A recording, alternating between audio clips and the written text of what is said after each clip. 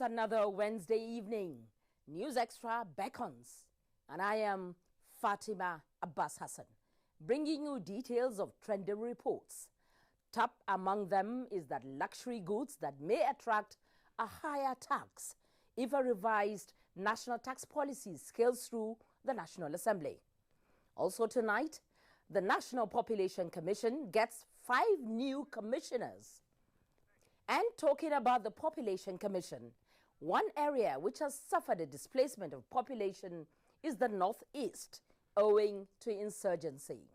As the Nigerian military continues to score successes in restoring normalcy there, correspondent on special assignment brings us echoes from Sambisa, which until lately was known as the dreaded enclave of the insurgents. And on the political front, there is a manifesto from a newly registered political party with an eye on the future. Stay with us for the details of these and other reports.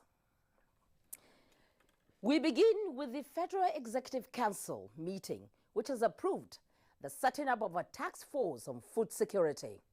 The Council equally approved a draft revised national tax policy towards an efficient tax system and addressing the challenges of low level of tax to the GDP, which stands presently at only 6%. Here is State House correspondent Jide Onifade with a report and other deliberations of the Federal Executive Council.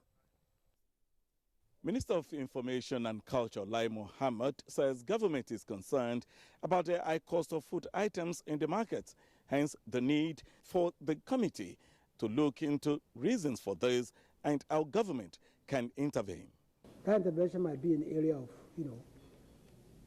providing a form of, subsidy, probably in the area of transportation, but it's being worked out. But this is just to show that the government is, very, very concerned about the rising cost of food prices, and we are responding to it. The committee hopefully will be able to report back to council next week with concrete actions to be taken. The draft of the revised national tax policy approved by the council at this meeting is geared towards a number of factors which include wealth creation and employment, creating a competitive edge. Kemi Adeosun is the finance minister. The committee also listed a number of areas of our existing tax law that need to be changed, and these include what is called minimum tax, which has been a disincentive for many companies. Even when they're making losses, they're required to pay what is called minimum tax. So that's a disincentive if a company is just starting up and still required to pay tax even when they're not making profits. So we'll be speaking to the National Assembly about that. There's also a need for clarity on withholding tax. There's some changes recommended for petroleum profits tax, excess dividend tax, and taxation of insurance companies. Minister of State for Aviation, Adisirika, says the council also approved the purchase of 2 new coaches. All of the federal government 21 airports, and of course 3 aerodromes, namely Boni, Excravos, and Eket. These joint briefing offices will include the AIS automation, and also they will co-locate the TRACOM project, the total radar coverage, the AIS automation system. Minister of Labour and Employment, Chris Ngige, admonishes labour unions to toe the path of dialogue rather than embarking on strike actions. Government and the labour laws make provision for social dialogue. It makes provision also for collective bargaining agreement. And it also makes provision for those collective bargaining agreements to be revisited. You can review it, you can rediscuss it. It's all there. The ILO permits it. It's in the ILO charter and in their conventions. So Nigerian unions should imbibe the culture of social dialogue. Acting President Yemi Osinbajo chaired the meeting, making it the second time he is doing so since the president commenced on a 10-day leave. In the State House, Jide Onifade, NTA News. Thank you, Jide. I'm being joined now by Mr. Simon Kato, the immediate past chairman of the Chartered Institute of Taxation of Nigeria, Abuja chapter. We're glad to have you on the program. Thank you, Fatima. Good evening. Now, What is this new tax policy all about? every tax system in this country, not just in this country, every tax system should be able to have a drive of a tax policy on one hand, the tax laws on the other hand, and tax administration on the other hand. The tax policy simply tells us that as a nation, this is the way we intend to run the tax system to make it effective. It's like a policy drive, you know, a directive that this is the way we want to go.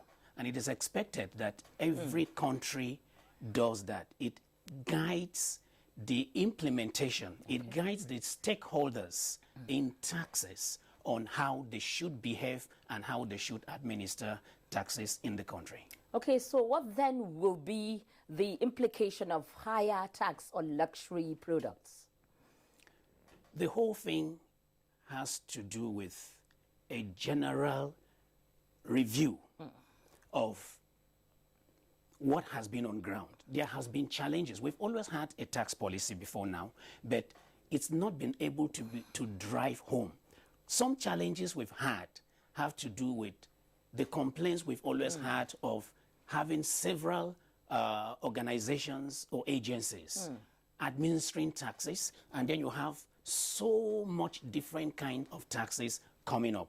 Now, this policy is going to guide the way things are being done, and it is a kind of an institutionalized thing that if it is well implemented diligently, the tax administration in this country and the tax system will be much different. And we will now be able to, you know, like in the issue of the taxes, you know, some goods being taxed higher than others in terms of the luxury goods you talk about, you would find out that it will spell out the aspect of consumption with regards to where we spend money in order to ensure that not the lower income earners are able to earn, pay less, while those that are very much on the high spending side, of course, will now contribute more for government to have what it needs in order to run its affairs. Now, quickly, how will that policy affect the nation's GDP? It will, in the first instance, be able to even attract and give confidence to investors even from outside. Okay. In the sense that the economy will now thrive because there is a direction. The tax system is now being institutionalized in such a way that it will even give room for even reforms of even the current tax laws that are not working as expected, maybe not being revised over time. And all this will lead to a situation where the economy will thrive because it's a fiscal policy direction that is now well guided and well directioned to enable people to now be able to invest. And you know that you're not going to be faced with situation where you are afraid what tax to pay. Everything is going to appear simple enough for you to understand and appreciate what you're doing. No, but are people not going to feel overtaxed without an increase in income? Not necessarily. Okay. You see, in this country, the tax net has not even been fully covered. There are quite a lot of people that are still doing businesses that have not even been able to contribute to the tax tax net itself. And so it will only give room for people to now come in and play their little roles in their little corners. And so it's not going to be a kind of an overtaxing in any way. Okay. Thank you very much. This is where we have to leave it for now. Okay. And Harry is hoping that the new policy will scale through at the National Assembly. Thank you very much. Moving away from tax matters, the acting president, Yemi Oshibanjo, has sworn in 5 commissioners of the National Population Commission, NPC. The event took place shortly before the meeting of the Federal Executive Council at the Presidential Villa, Abuja. Those sworn in are Dr. Eyitayo Oyekule Oyetunji from Oyo State, Mr. Benedict Ukpong, Akwa Ibom State, Haliru Baba, Kebbi State, Patricia Kupchi, Benue State, and Gloria Izonfor Bayelsa State. One of the new commissioners spoke to State House correspondent Jide Onifadi. Adequate information about the population You must have an information that is correct, that is acceptable, that is reliable, in order for you to plan a change that will be sustainable. So my vision is to contribute by supporting other members in the Commission towards the achievement of this vision.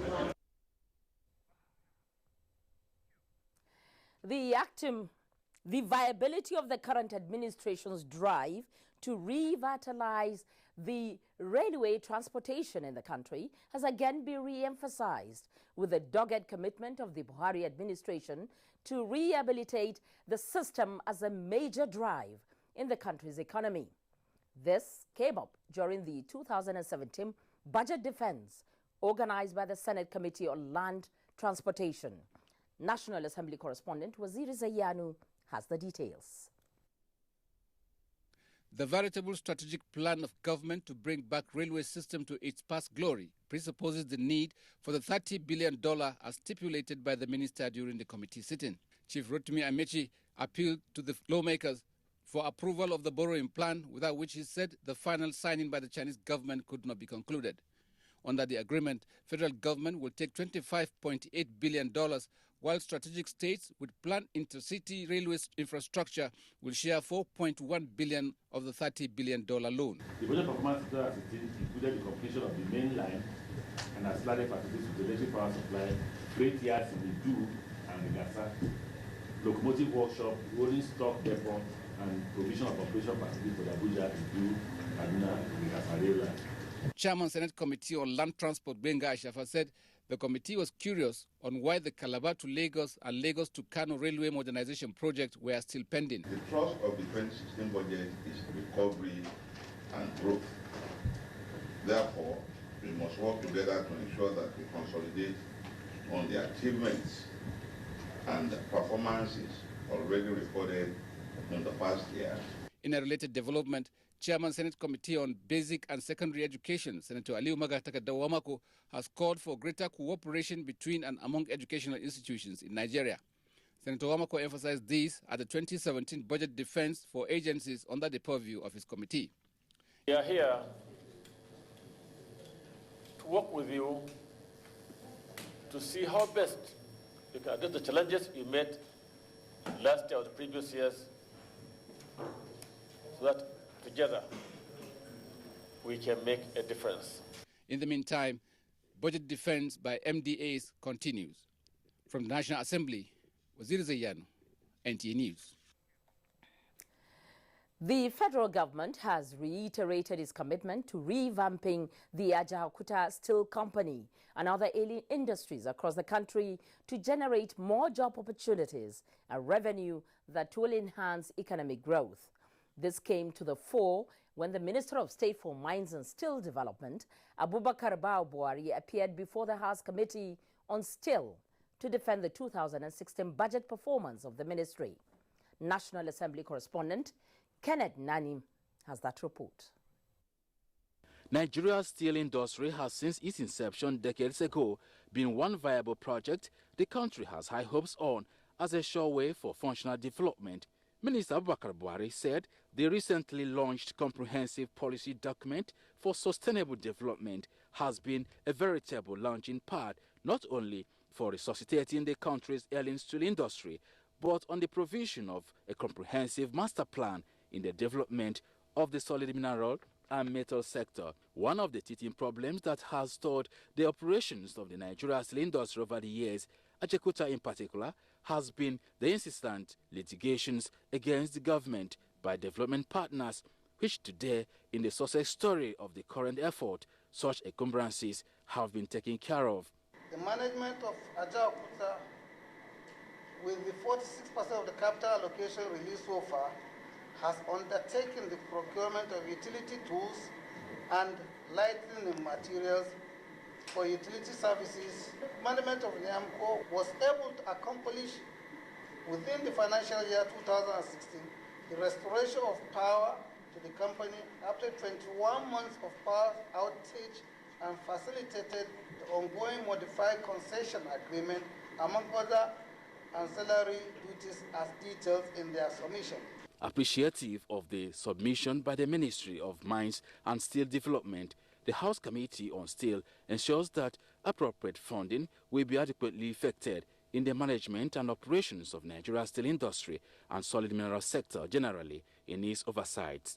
It is important to state here today that budget performance assessment will certainly guide the committee in taking informed decisions in respect of the agencies we need to visit before the 2017 budget defense.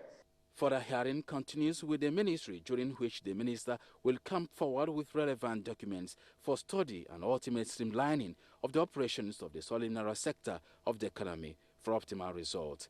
From the National Assembly, Kenneth Nanim, NTA News.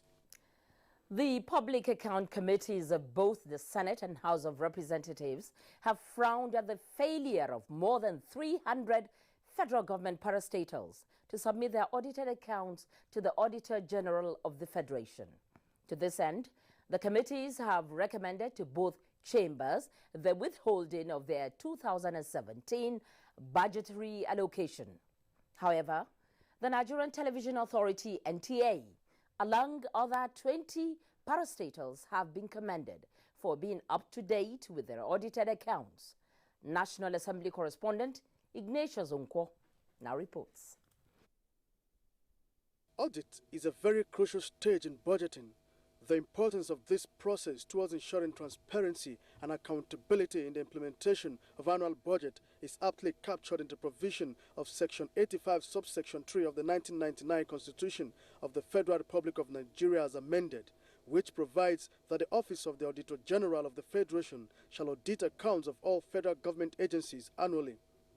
Several agencies have been discovered to be flouting this constitutional provision by the National Assembly Committees on Public Accounts, a situation the committees described as unacceptable and a major obstacle in Nigeria's budget process. How can you be doing business, collecting money? There's no audited report.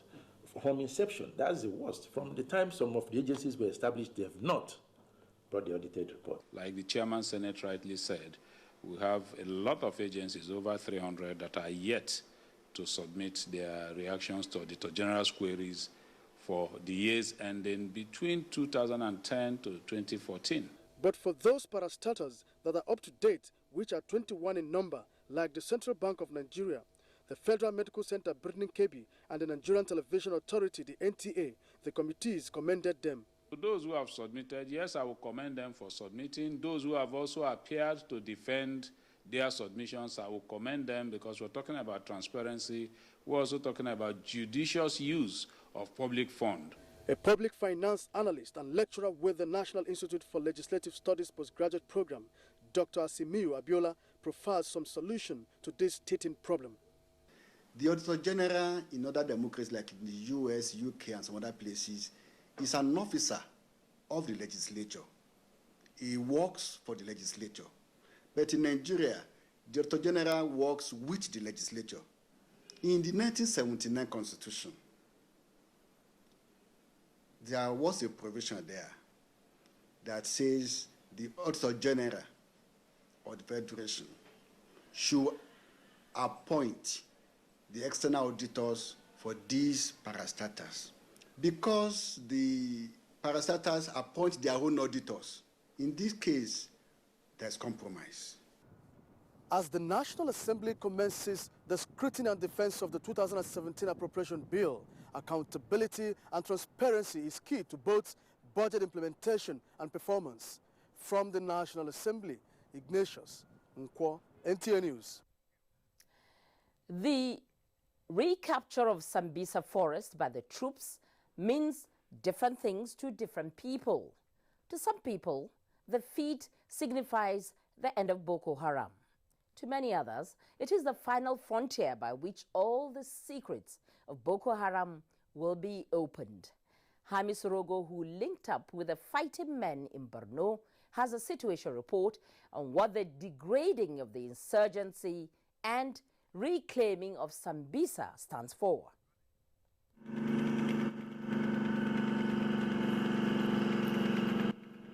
It is the day I joined a unit of the Nigerian army in their fight against insurgency. Well, going to Sambisa is not a tea party because you are coming eyeball to eyeball with the fighting men of the Nigerian armed forces who day and night are trying to finish the last remnants of Boko Haram. I am propelled by the good news of the degrading of Sambisa and the story current among military circles that Boko Haram is no longer a strong fighting force. Both information are correct, but the war is still far from over. I've been in this theater for more than 3.5 years. In the past, the Boko Haram comes to us and we run. But now, it wasn't like that. We go to them, we look for them, we find them, see them eyeball to eyeball. We joined the contingent from Bama. The town is not accessible except by military or civilian construction workers on escort. Bama is the headquarters of 21 Brigade, the operational unit for executing the war in Sambisa forest and surrounding Boko Haram enclaves. We are witnesses to movements of men and machine going to war front or coming from it right there in Bama. The brigade has 11 units and they are on field continually. We are attached to a unit that is to address some insurgents' irritation far from the gate of Sambisa. As we move, we ran into a unit that left before us, but were held because they discovered explosives on their routes. As we pushed into the war field, we had detonations of the explosives. In the meantime, we continue our movement into our operational area. The soldiers were moving with the confidence of someone going to a dance party. Well, obviously, we are still in the operational area, sir. Yes. And you can see your men just trying to penetrate the bushes, sir. Yeah, obviously, because the impression is that Sambisa Island, Sambisa forest has been liberated. But we can see in an operational area. What's the situation like, sir? What's happening right now is that we've cleared all the major camps where the Boko Haram strongholds. Yeah. We've cleared them and their enclaves. Yeah. However, we still have remnants of the Boko Haram fleeing, trying to look for a place to run to. Yeah. So we are conducting further clearance operations. Close our operational movements, our settlements, they look like ancient ruins. We have situations whereby we go to clear, when we're on our way to clear Boko Haram enclaves, we find villagers running away with the Boko Haram. We don't know why. Instead of them losing the opportunity, the Boko Haram are running. Instead of them to use the opportunity to escape and come to us, some of them are running and following the Boko Haram. So if we want a situation whereby... And you cannot shoot. We cannot shoot. We spend days with soldiers in the bush. During the stay, I yearned to visit Camp Zero and such high-profile places in Sambisa. The commander told me he does not fancy going to Maiduguri in handcuffs. I left him alone. Generally, however, the sound bites coming from the front is that Nigerians' war against insurgency is coming over. This war is over. I must tell you. What is left is for people to begin to have more confidence in what has been done so far. And as that confidence builds, then fear begins to leave. For details of this story, link up with Rogo at Large this Friday at 12:30 p.m. on the network of the Nigerian Television Authority. Hamis Rogo there at his best. Still remaining with the Northeast. Various speakers at the first Northeast mega rally for peace in Maiduguri have commended the federal government's approach in stemming the activities of insurgents in the region. The rally, which was organized by the National Coalition Against Terrorism in conjunction with the Khartoum Foundation for Peace, took place at the Ramad Square, Maiduguri, the state capital. Maimuna Garba was there for NTA News. The Northeast Coalition Against Terrorism Mega Rally for Peace was attended by about 2,000 youths comprised of students, market women, as well as members of the society drawn from the region. It was a celebration of peace by the youth to complement efforts of the military in decimating the insurgents, hence their collective resolve to move towards sustaining lasting peace in the Northeast. National coordinator of the coalition, Terence Kwanum, said the peace rally was organized to enlighten and sensitize the public on the need to sustain the peace being enjoyed in the region, and commended the military in routing the insurgents from their enclaves who are now in disarray. We have our dear President, President Muhammadu Buhari, the Commander-in-Chief of the Armed Forces Ruling Council of the Federal Republic of Nigeria, to thank for this feat, being among the few locations in this whole entire world where evil of terrorism has been halted within a very short time. Similarly, a peace advocate in Maiduguri, Kaltum Muhammad of the Kaltum Campaign for Peace, also stressed the need on building the peace for all to continue with their lives again. Governor Kashim Shettima, represented by the Commissioner of Information, said the rally is a clear indication that peace has returned to the state and called on the youth in the region to rise against terrorism, stressing that government is fully committed to rebuilding the state. Theater Commander Operation Lafia Dole, Major General Loki Erabo, who commended the youth, said they have a role to play in ensuring peace prevails in the region and hope that similar rallies will be organized in the liberated communities. War is war. We are on the path to enduring peace here in the Northeast. We have a part to play in this road towards enduring peace in the entire Northeast. In their separate goodwill messages by the police, civilian JTF and IDPs commended the military, reiterating the call on the terrorists to surrender. In Maiduguri, Maimuna Garba, NTA News. In the meantime, plans are underway to establish a response support center in Maiduguri to coordinate activities of humanitarian agencies working in the state. Federal Commissioner, National Commission of Refugees, Migrants and IDPs, Sadia Umar Farouk, stated this when she visited Governor Kashim Shettima at the Government House, Maiduguri. Muhammad Ibrahim has that report. Sadia Farouk said the One Response Stop Center is to provide proper coordination to numerous humanitarian agencies that have been operating in the state, some of whom are not making any impact on the lives of the people, and solicited the cooperation of the state government in that regard. As far as we're concerned, it is the state government that has the responsibility of, coordinating these things together with the federal government agency to see how this impacts will be felt. The Federal Commissioner appreciated Governor Kashim Shettima for his continued support and passion towards the cause of the IDPs, adding that they have visited IDPs in Bama and Dalori camp, interacted with them, and were impressed with the condition they found them in. She condoled the government and people of Borno over the incidents of misfire at Ran, prayed for the departed souls and the families they left behind. Hungarian Ambassador to Nigeria, Professor Gobar Tanek, said he was in the state to have a first-hand information on the condition of the IDPs and to discuss modalities on how his country will assist the IDPs through agriculture as a means to empower them. Governor Kashim Shettima appreciated the visitors for their concern to the plight of the IDPs in the state, saying the focus of the state government is on reconstruction and resettlement of the IDPs in their communities, with massive investment in education and agriculture. To see that we create a workspace for them in the workstation of the 21st century, we have to invest in their education. The governor assured to partner with the Hungarian government to improve the lives of the people. In Maiduguri, Muhammad Ibrahim, NTA News.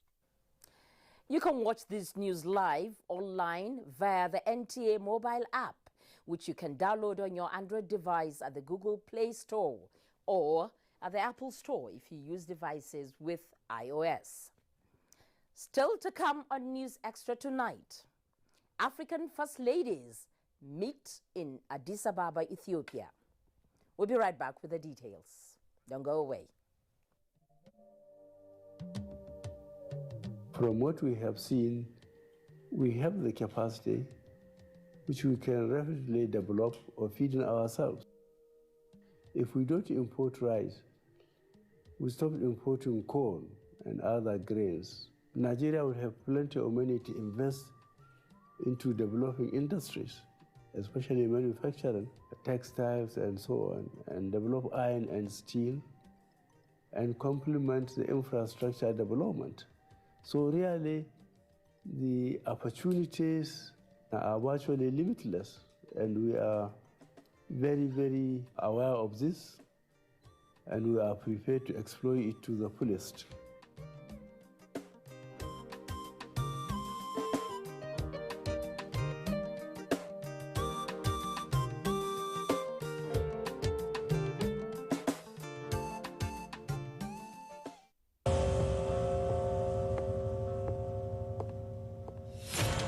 A famous boxer once said, "The fight is won long before you step into the ring."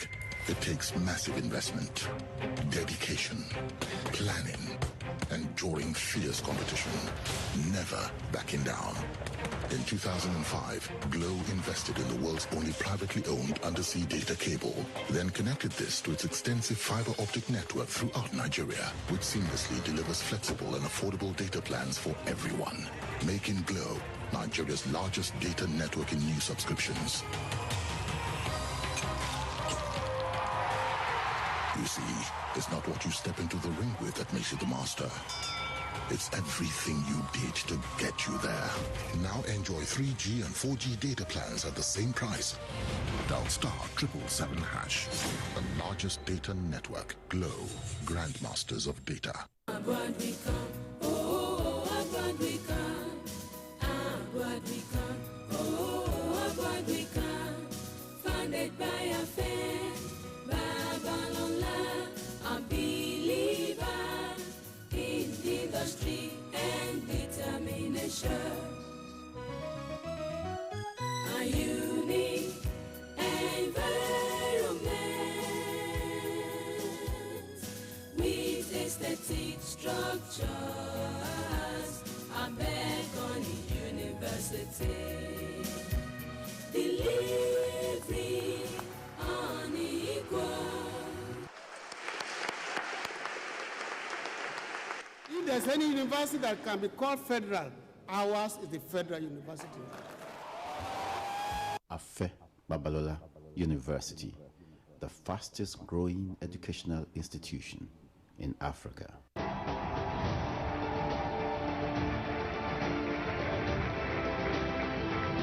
The Tony Elumelu Foundation's $100 million entrepreneurship program is empowering Africa's next business leaders. 10,000 entrepreneurs, 54 countries. Become a Tony Elumelu entrepreneur.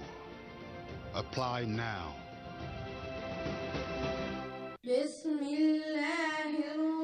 The Center for Islamic Studies, Usman Dan Fodio University, Sokoto, in conjunction with the Kwara State Musabaka Committee, invites the general public to the formal opening of the 31st National Quranic Recitation Competition, holding in Ilorin, the Kwara State capital. The opening ceremony will hold on the 3rd of February 2017, Jumada Al-Wal, 1438 AA, venue, Metropolitan Square, Ilorin, Kwara State. Time, 10 a.m. prompt. Chief guest of honor, the President, Federal Republic of Nigeria, Muhammadu Buhari, GCFR. Special guest of honor, the Senate President, Senator Dr. Abubakar Bukola Saraki, CON, Chivels, the Executive Governor of Kwara State, Alhaji Dr. Abdul Fattah Ahmed. Royal Chief Guest of honor, the Sultan of Sokoto, Alhaji Muhammad Saad Abubakar III, CFR. Royal Host, the Emir of Ilorin, Alhaji Dr. Ibrahim Zulu Gambari, CFR. Chairman of the occasion, the Emir of Kano, Alhaji Muhammadu Sanusi II, CON. Local Organizing Committee. Announcer.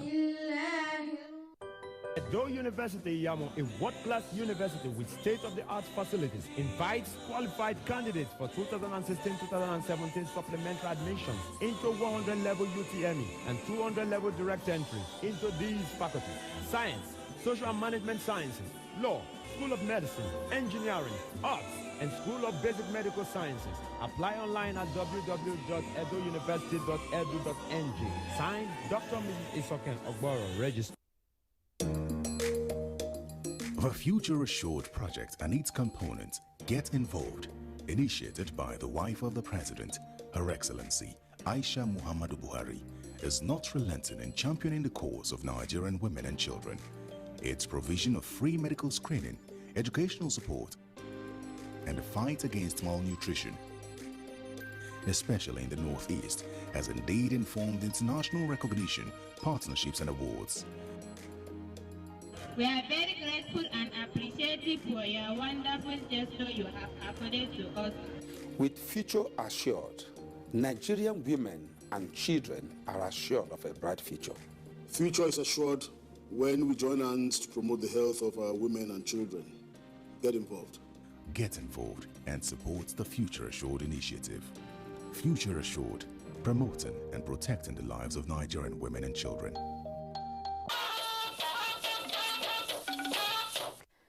You're welcome back. You're still watching NTA News Extra on the network service of the NTA.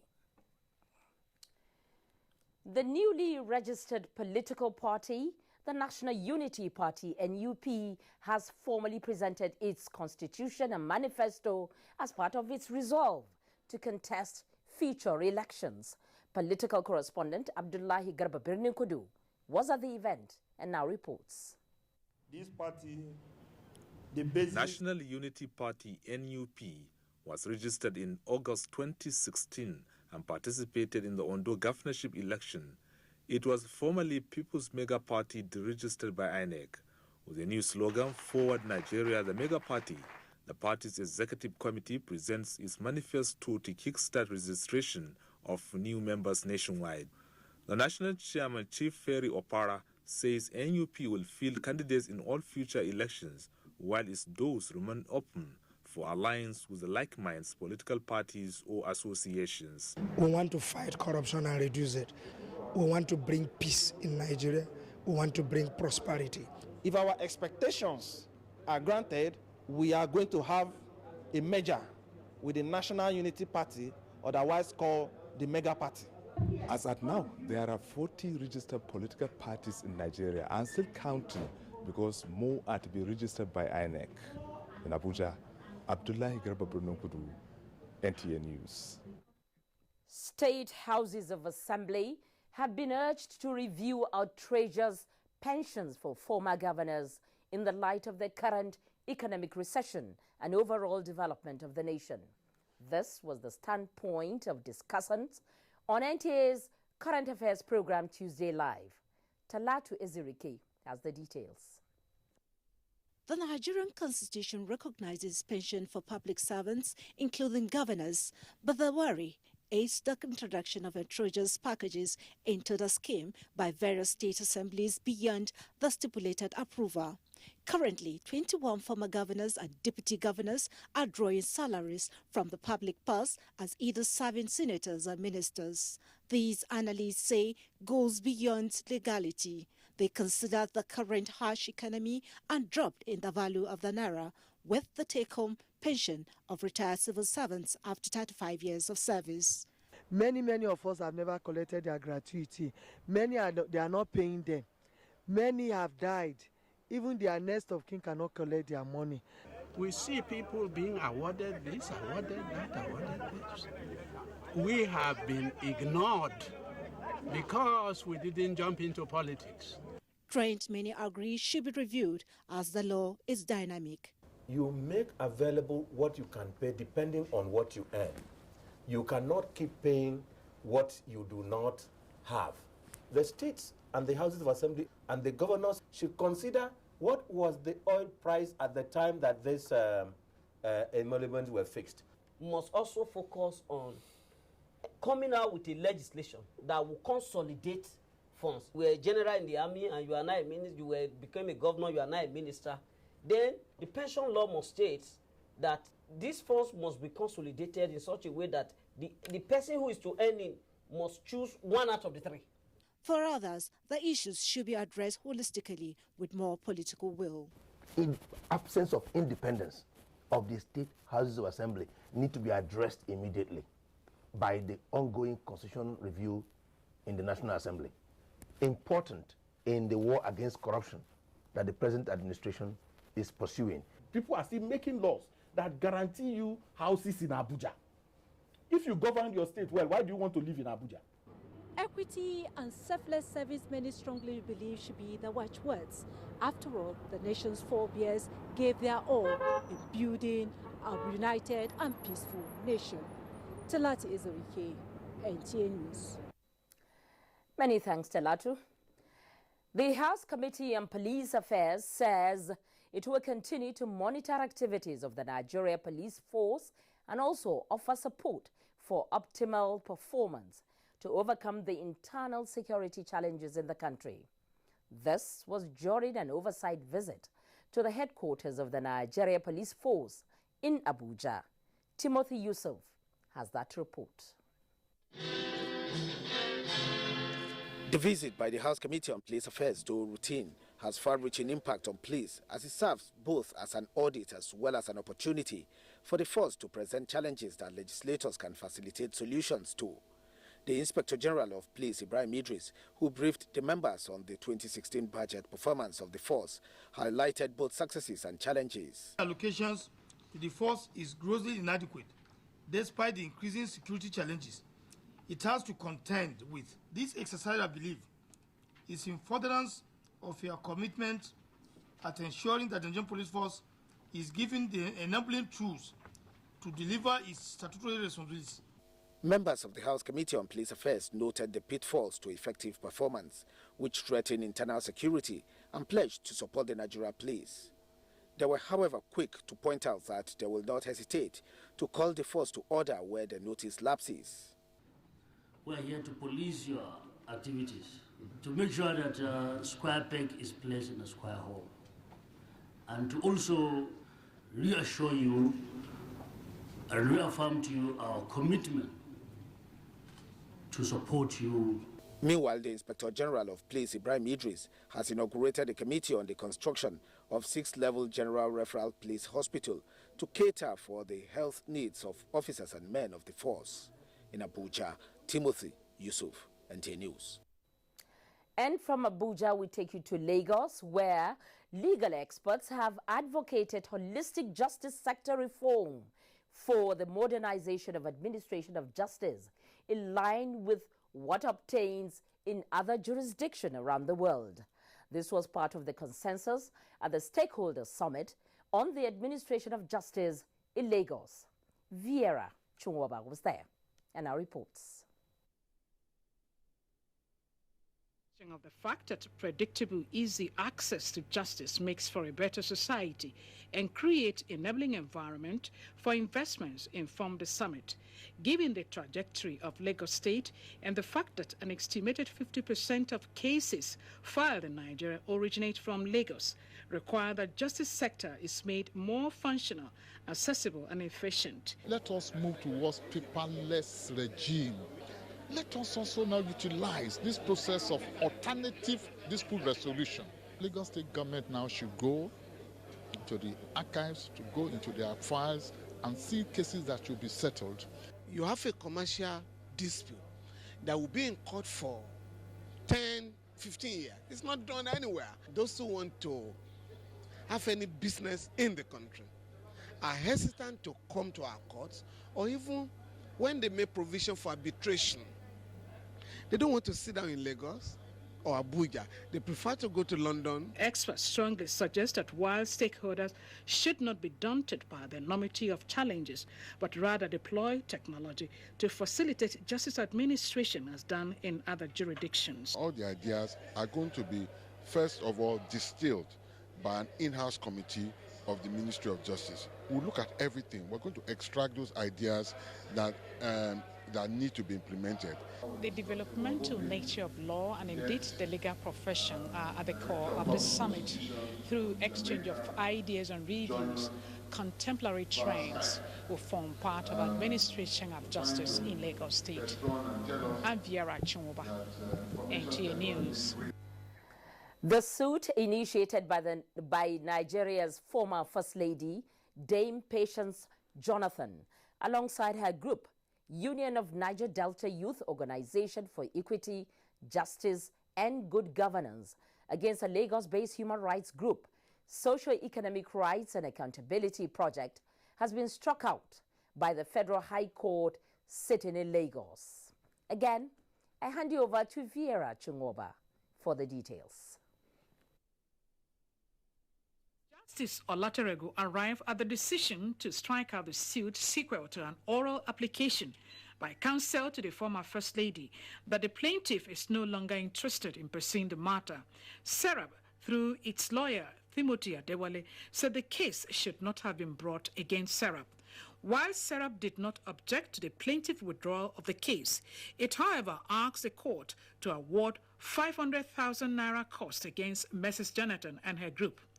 The plaintiff in 2016 had accused Serap of using online print and electronic media to publish to the public unfounded and malicious allegations that she stole $50 million. But in its preliminary objection to the accusation in October 2016, the human rights group had urged the judge to dismiss the suit with substantial cost.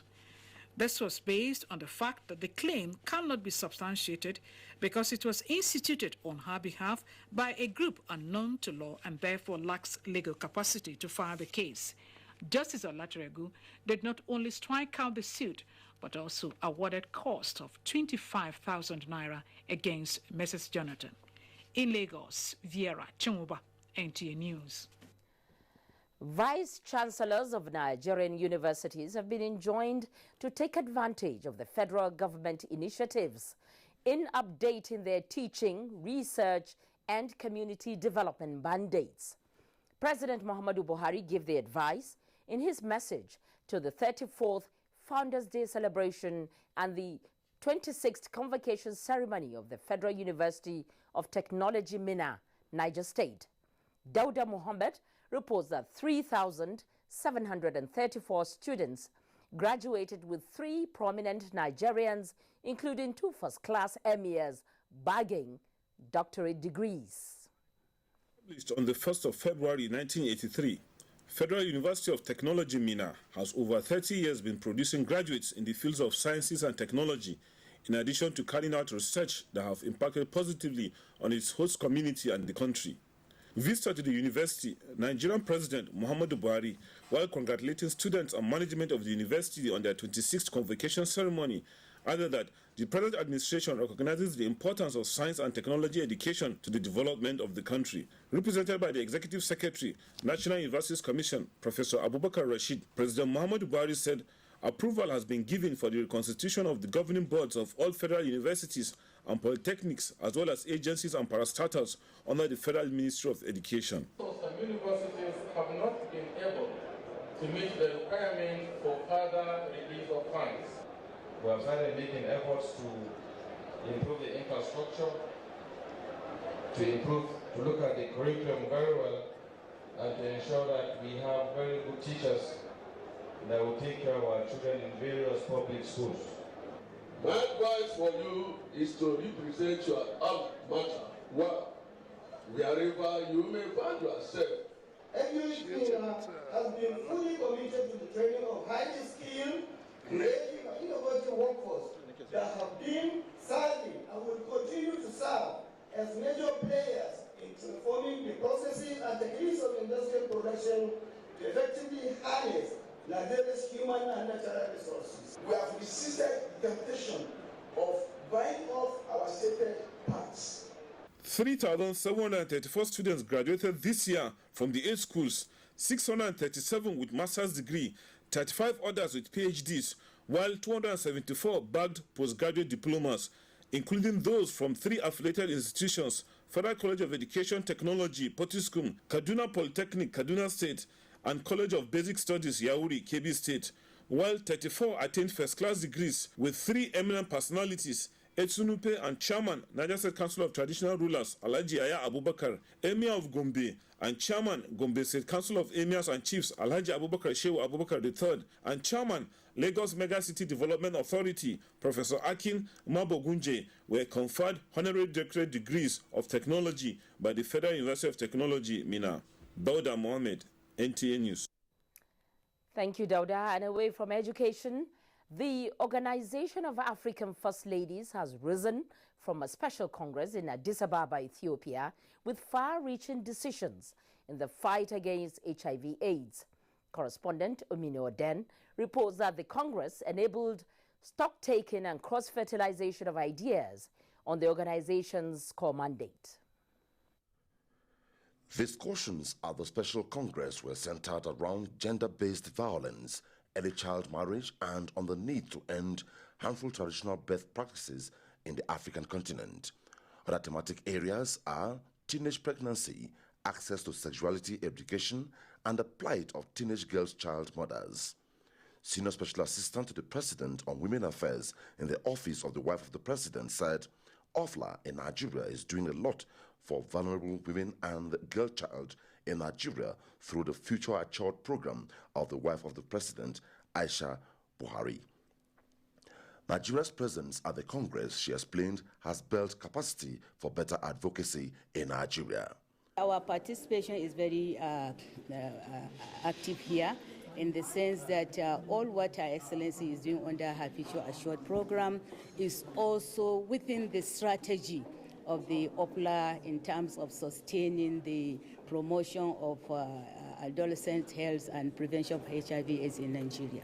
As you may be aware, the wife of the President of the Federal Republic of Nigeria is advocating strongly for the improvement of health and well-being of women and children. And one of her priority intervention areas as far as her advocacy efforts is concerned is improving maternal newborn child health services. At the Congress, presentations were made by the First Ladies of Rwanda, Zambia, and Sierra Leone. They appealed to international partners of the Organization of African First Ladies to sustain assistance to the group. Most of us, we need appointment with the President of a state. You don't need appointment. You can really convey what you feel important to make the nation better. And that's, I understood early that it was an important channel to use. The Organization of African First Ladies, OFLA, was established in 2002 in Geneva, Switzerland, facilitated by UNAIDS and the International AIDS Trust. The AIDS response has fundamentally changed the outlook for people living with and affected by HIV/AIDS, especially for children. In Addis Ababa, Omini Udan, NTA News. And back home, the need for Nigeria to take charge of its destiny through a collective approach that is robust and acceptable to all took center stage at the 3rd National Council on AIDS held in Abuja. Among the 80 memoranda submitted for consideration at the meeting is the call for the establishment of a National AIDS Trust Fund for the sustainability of the national response. Health correspondent Rabi Abdullah has the details. The National Council on AIDS is the highest technical policy advisory body for HIV and AIDS matters in the country. The composition includes coordinators of state agencies for the control of AIDS, executive secretaries, experts, and other key players. The choice of the theme spanned from developments that have affected the national response since the last council held in 2007. The issues include dwindling donor support and inadequate domestic funding. We have to stop the spread. We have to make sure the available drugs get to the people. We as members of parliament, we will do our best to make sure that we increase funding. If we have a formula that allows us to deliver commodities where they are supposed to be, then states should be able to build the capacity of their staff to deliver antiretroviral therapy. So you have primary healthcare centers, but what they are missing are the commodities, the ability to make a diagnosis, the ability to put patients on treatment. And that's what we need to address. National AIDS Trust has worked in so many countries. We need not wait for statutory allocation every year. We need not wait for the donors. The Director General of NACA, Dr. Sani Aliyu, highlighted how the country had been able to reduce AIDS-related deaths by 50%, just as the UNAIDS hailed Kaduna State. To eliminate mother-to-child transmission, this is a good example to learn from Kaduna. The United Nations in Nigeria, we will ensure that our investment will produce results at all levels. No, the government has set up what we call Benue HIV/AIDS Fund to ensure that we drop in something in the basket for the rainy day. And now this is the rainy day, now that the partners are moving out. The CS meeting also attracted the presence of some commissioners for health and secretaries to state governments. In Abuja, Rabi Abdullah, NTA News. And still talking health, Minister of State Health Osage Ehaniri says the revitalization of every segment of primary healthcare delivery chain is a priority of the Buhari administration. He said this while inaugurating new installations at the Federal Medical Center in Kefi, Nasarawa State. Our correspondent, Agatha Joseph Obioha, was there. Inaugurated at the Electronic Medical Records, e-payment and solar power installations, coming with the expansion of healthcare delivery to serve environs of the FCT and Nasarawa State. The minister explained the quest to revamp the health sector in the country. The government wants to locate one functional primary health care center at every ward so that they can take the load and the pressure off the secondary hospitals, the general hospitals, and the federal medical centers. We in the health sector are serving humanity, and in the order of priorities of its administration, it is health first. Corroborating the minister, the medical director of the center, Dr. Joshua Gyan, says the installation will yield positive results. In terms of keeping records, the electronic way is better. The advantages are very, very high when it comes to research, when it comes to patient care, when it comes to training. The Health Week is a week-long event that drew departments and units of the center together to showcase their expertise. From Federal Medical Center, Kefi, Agatha Joseph Obioha, NTA News. The Corps Marshal of the Federal Road Safety Corps, Boboye Oyeyemi, has challenged more state governments to establish their own road safety management agencies to enhance road safety culture, especially at the grassroots. The Corps Marshal made the call in Abuja at an interactive session with chief executive officers of state-owned mass transit companies. Victor Azu has the details. As lead agency in road safety in Nigeria, they assure that the Federal Road Safety Corps will remain committed in supporting all initiatives aimed at enhancing efficiency, safety and security, as well as convenience of passengers. The interactive session, the Corps Marshal says, was born out of the need to design an interface with major players in the transport industry and to afford stakeholders an avenue to discuss challenges facing the sector. Boboye Oyeyemi hinted that state government engagement in mass transit operation is preferred to private operators because they exercise greater control over personnel, vehicles in the fleet are better maintained and are more reliable. He told his guests that the implementation of the speed limiting device on commercial vehicles is without exception. 50% of our crashes or traffic was speed related, so we believe that with the installation of the speed limiting device in vehicles or the calibration for the heavy trucks, this will cut down the speed, and I'm happy about the response that I've been getting from the multinationals and the organized transport sector. The Corps Marshal challenged heads of state traffic regulatory agencies to ensure continuous training of their personnel, adding that the Corps will continue to assist with such training at the FRSC Academy in Udi, Enugu State. Just ahead on News Extra, young Nigerians take to online taxi business. Stay with us for the details when we return. In town, Glow is giving away 4G LTE smartphones absolutely free. Get this super stylish 4G LTE smartphone free when you buy a 48,000 Naira data bundle. This stunning 4G LTE smartphone free when you buy a 60,000 Naira data bundle. Or this state-of-the-art 4G LTE smartphone free when you buy a 75,000 Naira data bundle. The ideal phones for 4G, 3G and 2G. Plus, with Glow, you always enjoy 4G for the same price as 3G. Hurry to the nearest Glow World for the best deal in town. Welcome to the new speed of life.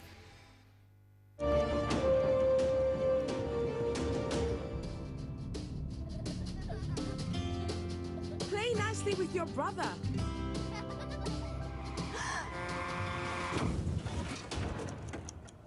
Coca-Cola?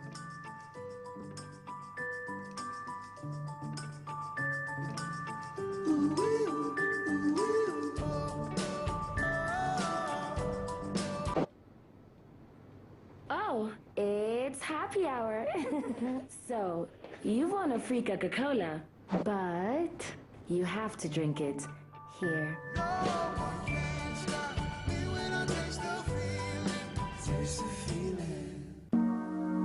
Nigerians. Suicide bombers are not spirits. They are not ghosts. They are human beings like you and me. They live amongst us. They are your neighbors. They are your friends today, but terrorists tomorrow. So you must know your neighbor now. Security begins with you and me. Know your neighbor. Be vigilant. Be security conscious. Report suspicious persons, objects, and movements to the police and other security agencies. The security of our nation is a duty for you and me. If you see something, say something. Nigeria, unite against terrorism. This message is brought to you by the Federal Ministry of Information and Culture.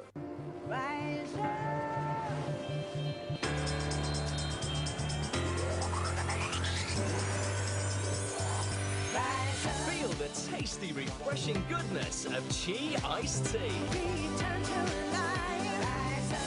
Chi Iced Tea, made from premium natural tea leaves.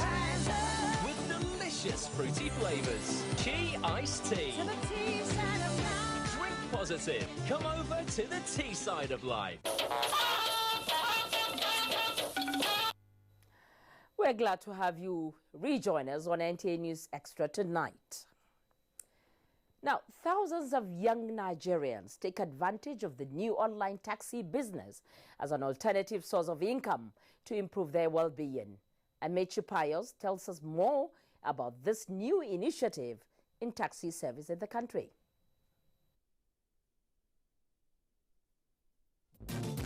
It's nice to have you join us on Business News. It's a technology-driven taxi initiative that provides commuters fast and efficient movement to their destinations using their smartphones at their convenience.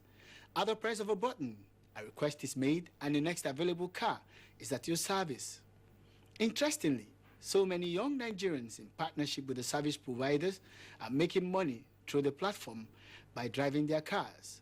Many like these operators say the online cab business is a viable source of income. For me, it is profitable when you know the job. So it's very, very profitable. All Uber drivers does pay tax. He told NTA Business News that he makes between 100 and 150,000 naira a week, depending on the volume of work. Because the online cab service is safe, convenient, and efficient, more people, especially in Lagos, have abandoned the yellow traditional cabs. The emergence of the online cab service has forced some yellow cab operators to either upgrade their vehicles and services or out of business. Plenty, no passenger. Everywhere they come here, Zena Uber, 400 naira. From here to CMS, you know, come our park again. Really affects our business. But we have no choice.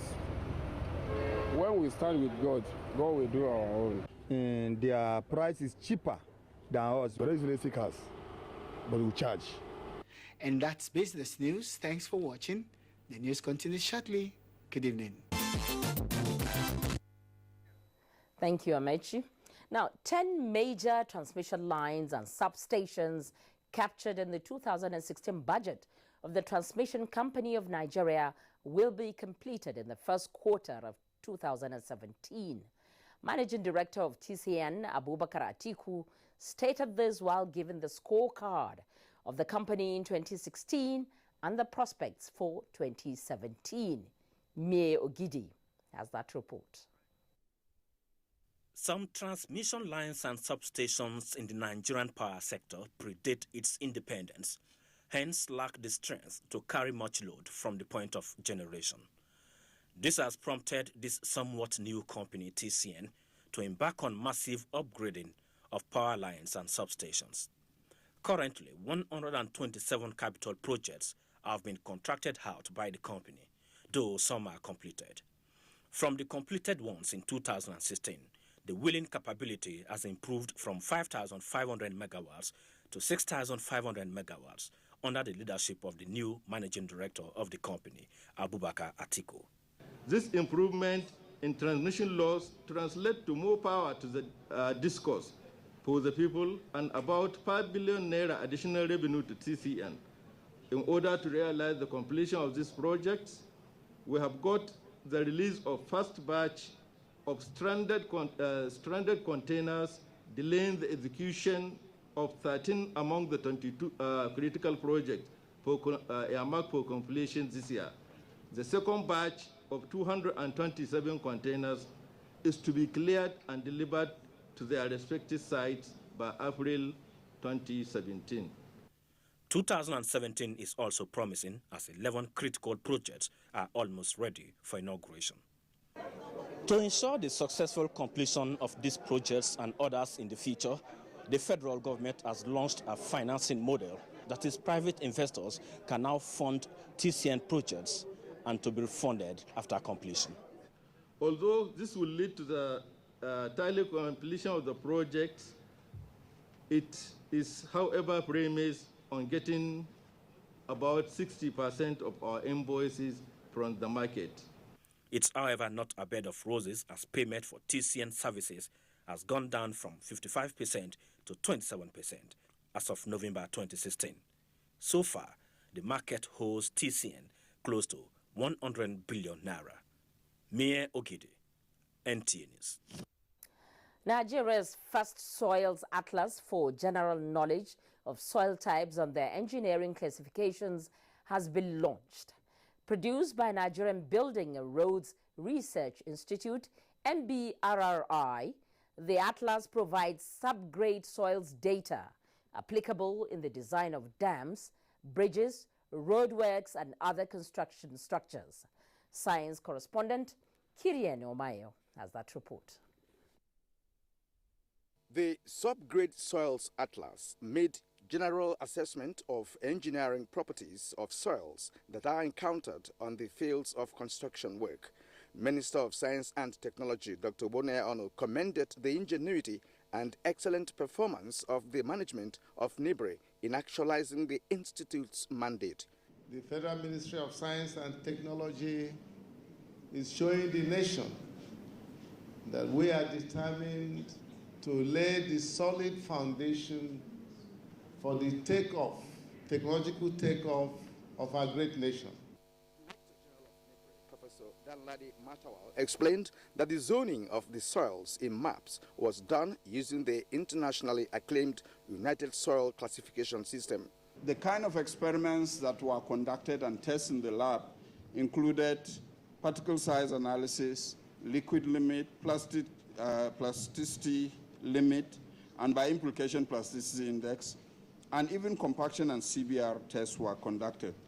The Senate Committee on Science and Technology is delighted to be associated with this initiative by NIBRE. NIBRE says the engineering soils are not the same as agricultural or geographical soils, as they do not support plant growth.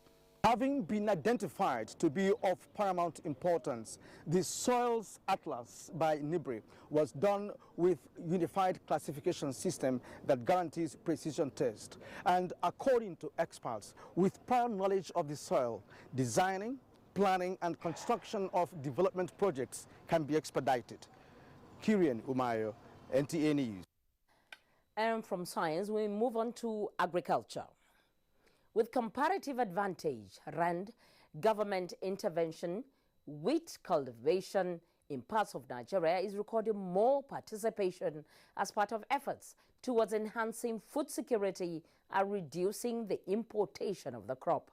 Hamza Musa Magarfi, who visited the hub of wheat production in Kebbi State, reports that there are higher expectations on harvest towards the end of March. Life in Kebbi State is anchored on agriculture and support services. In fact, 80% of the population are participants. Wheat cultivation in the state is a tradition among the farmers, but lost its glory due to dwindling fortunes. With presidential intervention on wheat and rice production in 2015, more people are back with the renewed commitment to produce wheat in large commercial quantity. Abdullahi Megandu Abubakar, the chairman of Kebbi State Wheat Growers Association, is leading by example with 60 hectares under wheat cultivation. I will honestly tell you that farmers never had it like what we are having now. There is great political will, because the president has a passion. Number two, our state governor has a passion. He brought us money, he brought us uptakers. But Kebbi State has comparative advantage of the vast Padama soil of the river Niger and temperate condition in this period of the year. For the farmers, the attraction is from many perspectives to grow the crop, including less labor application, market availability, and attractive price of between 26 and 30,000 naira at the farm gate per bag of wheat, as against pittance some years ago. The Lake Chad Research Institute, responsible for developing wheat value chain program, Kebbi State government and others are interfacing with the farmers to lessen the burden of production and achieving higher yield. From the economic perspective, when you look at it, what Nigeria spent a lot on importation and forex on in Nigeria is rice and wheat. And that is the commodity that Nigeria consumes more. Every household in Nigeria consumes either a product of rice or a product of wheat. And from that day the president launched this, is a wake-up call for all Nigerians to start producing what we eat. Our institute has been collaborating with the Flour Millers Association of Nigeria, which they have tested the Nigerian grown wheat, and it has shown through research that Nigerian grown wheat is far more superior to the imported wheat. This year we are so optimistic that more farmers will participate. Production will be higher. With improvements, farmers now harvest between 5 and 6 tons in a hectare as against 2 some years ago. Due to this enhancement, wheat production in Nigeria is expected to exceed the 60,000 tons harvested in 2016, and sector participants say it is achievable. Globally, 749 million tons of wheat was produced in 2016, making it the most produced cereal after maize. Hamza Musa Makalfi, NTA News. The management of the National Youth Service Corps, NYSC, has reiterated its resolve to ensuring that corps members have a reliable source of economic empowerment during and after their service year. Director General of the scheme, Brigadier General Suleiman Kazaure, made the disclosure when he visited the 2016 Batch B Stream 2 corps members at Wailo Camp in Bauchi. Correspondent Mahmoud Ibn Muhammad completes the report. The visit by the Director General to the Batch B orientation camp is aimed at ensuring corps members are adequately catered for as they embark on a quest to serve the nation. The Director General, who revealed plans by the NYSC to collaborate with Central Bank of Nigeria and Bank of Industry on affording corps members the opportunity to access start-up capital for small-scale business, advised them to respect the tradition and customs of their host communities. He urged them to come up with community development innovations that will impact positively on the people. Just a routine inspection of our camp facilities. In fact, it's excellent. From what I've seen, especially the clinic, I think Gombe is one of the best so far. Director General, who earlier inspected quarter guard, was taken round to see facilities at the temporary orientation camp. In Gombe, I am Musa Abubakar, NTA News. We take another break now. News Extra continues in just a moment. Join us again. The federal government's social investment program has begun. The poorest and most vulnerable in the land get 5,000 naira monthly, and phase 1 has started in 9 states of the federation. 200,000 unemployed graduates have been engaged in the N-Power Volunteer Corps, designed to engage 500,000 people. 5.5 million children will be fed regularly in the homegrown school feeding program, which kicked off in 3 states last year, with 9 more to be added this year. And under the Government Enterprise and Empowerment Program, GEEP, thousands of cooperatives, market women, farmers and enterprising youth have been receiving between 10,000 and 100,000 naira soft loans since November 2016. The Social Investment Program has begun. It can only get better. We promise change. Change is here. Do you crave class? Do you have taste? And do you care about comfort? If you do, then for your next event, a stay away from home, a business trip, or a holiday, visit Jade's Hotel at 24 Undola Crescent, Wuse Zone 5, Abuja. Check out our world-class services, exquisite suites, restaurant and bar, gymnasium, spa and grills, and and our outdoor catering services and cuisines. At Jade's, it can only be better. For bookings and reservations, visit us today at 24 Undola Crescent, Wuse Zone 5, Abuja, or visit www.jadeshotels.com. Our email address is info@jadeshotels.com. You can also call us on 09291-9321 or 0810-909-7956. Jade's Hotels. Welcome to life. The production, distribution, and sale of counterfeit and fake drugs is a corrupt practice and a crime against humanity. This has informed several measures and strategies to combat fake drugs, including introduction of anti-counterfeiting cutting-edge technologies to detect fake drugs on the spot. These technologies are being deployed to all the states across the Federation, as well as the internally displaced people's camps. The President, Muhammadu Buhari, and his team are committed to this fight. The federal government of Nigeria, in line with its anti-corruption agenda and posture, will fight a total war against fake drugs and other unwholesome regulated products in order to ensure that Nigerians remain healthy and well. Lend your support and join NAFDAC to rid the country of fake drugs and unwholesome regulated products.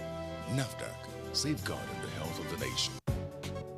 So what's up, sweetheart? You really look like you're up to something. I have a secret. Okay. I'll be going to Europe next week. Seriously? Yeah. Like you have your visa, your passport, your plane ticket? No, not that way. Some men are helping us. We pay them, they take us through the desert, and then we cross the sea into Europe. The desert, the sea. Isn't that the route where many have died? Yes, it is indeed a very dangerous journey. In 2016 alone, 4,900 people died while crossing the Mediterranean Sea to enter Europe. Many were Nigerians. For the very few who survived the journey, they are forced into prostitution or other crimes just to survive. Eventually, they will be arrested and deported to Nigeria. Don't be a victim. Don't go this way. This is a public service announcement brought to you by NTA. You're welcome back. It's good to know that you're out there watching. Now, Muslim women in Nigeria today, 1st February, joined their counterparts across the world to commemorate the 2017 World Hijab Day. Marijana to Adam Saeed reports that the event is held annually to create awareness on the importance of hijab in the Islamic faith. The first World Hijab Day was marked across the world on the 1st of February 2013, with Nigeria being among the pioneer countries. It was the idea of Nazima Khan, a New York resident, who wanted to promote religious tolerance and understanding among different religious adherents. Since then, Nigeria, with millions of Muslim women who choose to wear the hijab, annually mark the day to promote modesty, chastity, and respect among the Ummah. 1st February every year is being marked as the World Hijab Day globally. It is a recognition of millions of Muslim women who choose to wear the hijab in commandment of the instruction of Allah subhanahu wa ta'ala. As part of activities to mark the 2017 event, the Coalition of Muslim Women in the FCT paid a courtesy visit to the management of the NTA. The Executive Director of Special Duties received them on behalf of the Director General Yakubu Ibn Muhammad. To create awareness of the Muslim woman's dress and what it stands for in a bid to promote a more harmonious world where global citizens respect each other, devoid of bigotry, prejudice, and discrimination. As a law-abiding citizen, I can assure you that we will continue to abide by what is legal, what is prescribed by the law of this country. Very comfortable. In fact, I cannot do without the hijab. Apart from understanding the place of the hijab in Islam, the annual event is said to have raised awareness, especially in countries where stigma was high. In Abuja, Marijana to Adam Saeed, NTA News. We've got sport ahead. right after this break. Stay.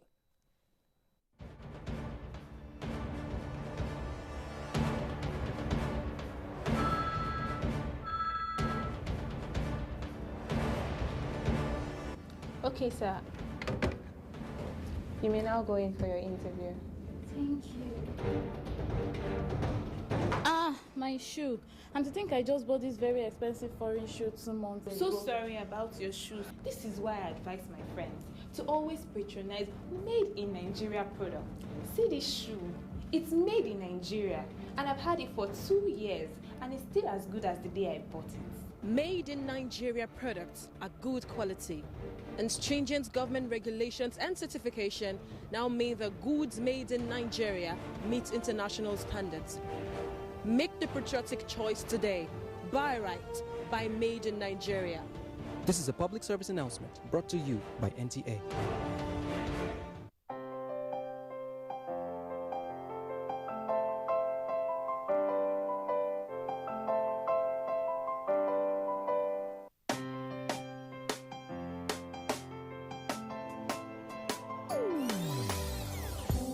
Hear the call of change. Stand up, Nigeria. Change is here and it's going to stay. Change begins with you. Oh yeah, make we go. Go to so let the change begin from within. Look at you, oh Gerula. Change begins with you and me. Change begins with me. Change begins with me. Change begins with me.